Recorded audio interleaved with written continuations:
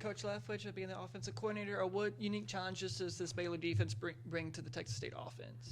I think they're just very sound in what they do. Coach Aranda, he's got a long track record of being a great defensive coach, a great defensive coordinator before he was a head coach. So very sound in what they do in their scheme. You can tell they're confident in what they do, and they play fast. So just puts pressure on you as an offense to execute at a really high level. So we've been stressing, make sure we're getting good scout team looks and trying to get a lot of reps at the different looks that they're going to present. So puts a stress on the execution level for us for sure.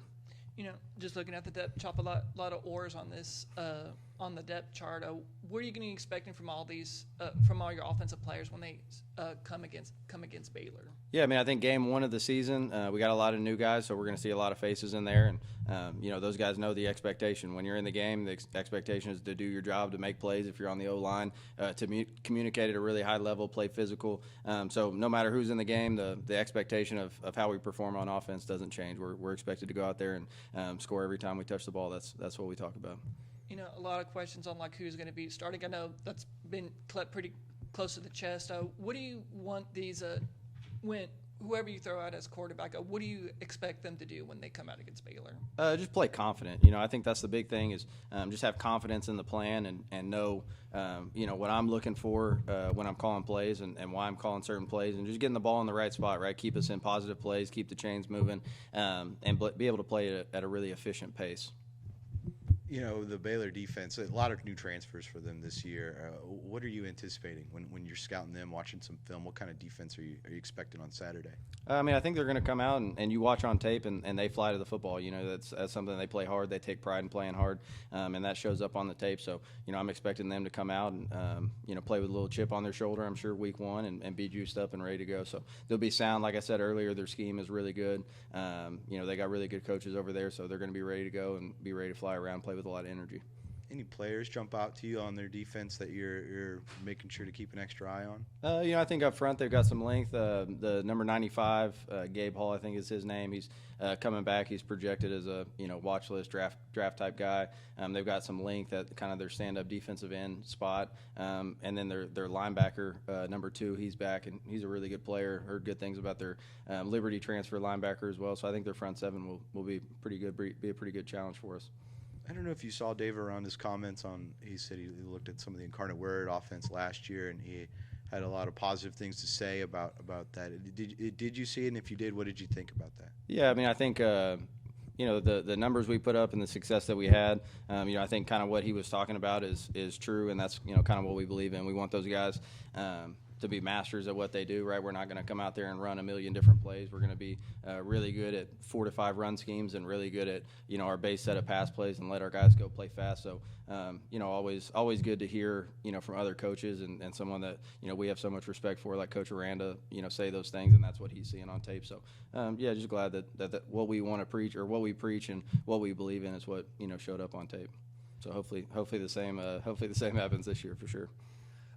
With so many questions who's going to be starting, how good does it feel when you're playing against another opponent? You're actually going to see quality game footage, how these players perform in a live environment, such as going to McLane Stadium. Yeah, I think that's going to be huge. Week one, going into it, there's always a little bit of an unknown and how guys are going to perform and how they're going to go. When the lights and the real bullets are flying, how they're going to react. So I think we'll learn a lot about ourselves week one, and I think you see.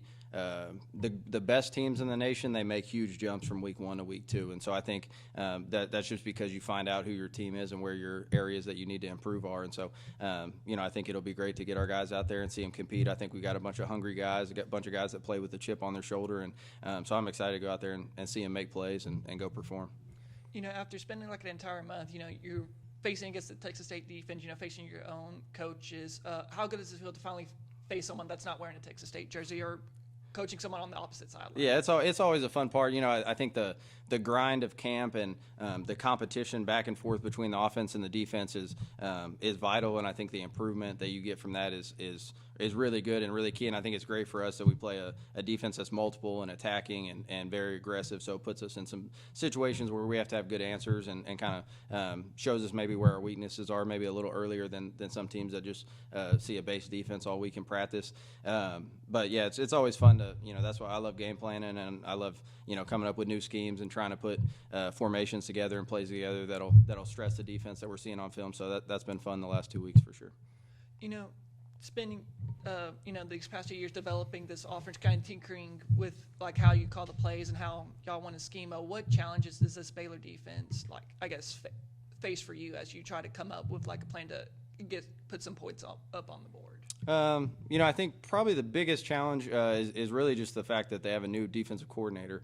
So there's a lot of unknowns in that in terms of, he was a guy who was previously at Baylor, so and has worked for Coach Aranda, so I'm sure the structure of the scheme won't change too much. But just knowing like the tendencies of the play caller and those kind of things will be an in-game adjustment for us. So trying to have stuff that has good answers for our quarterback, kind of against a bevy of different looks that they could possibly bring, and not getting too specific on maybe what they showed on tape last year, because that could change potentially a little bit.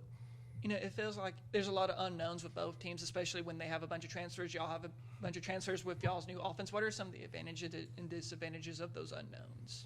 I think advantages would be maybe it's tough to game plan for our personnel and try to find where our matchups are, I guess, maybe from a defensive perspective. The disadvantage, I guess, is just that, this will be the first time, that those 11 guys or those however many guys end up playing are out there together, trying to execute our offense. So it kind of helps out, I think, that a couple of them were in our system last year, especially up front. So I think some continuity there will be really important. But, I guess that's just the negative is the unknown of these guys playing together for the first time. But I think they'll handle the moment well. You've got the Texas High School Coaches Association hat on. We know they're at practice today. Why is it so important for y'all to curate that relationship with that organization and have them around the Bobcats? Yeah, I think that's just that recruiting is the lifeblood of the program. You know what I mean? And the Take Back Texas, that whole movement. Being bit back in recruiting Texas high schools and getting those kids to stay home. I think that's where we're going to make our money in recruiting and development over the next 3 to 4 years to really build this thing where it should be and where it needs to be. So just making sure that we're being supportive of those coaches and building those relationships, just so when we go into schools, we're welcome and hopefully they help us out with a kid or two down the line.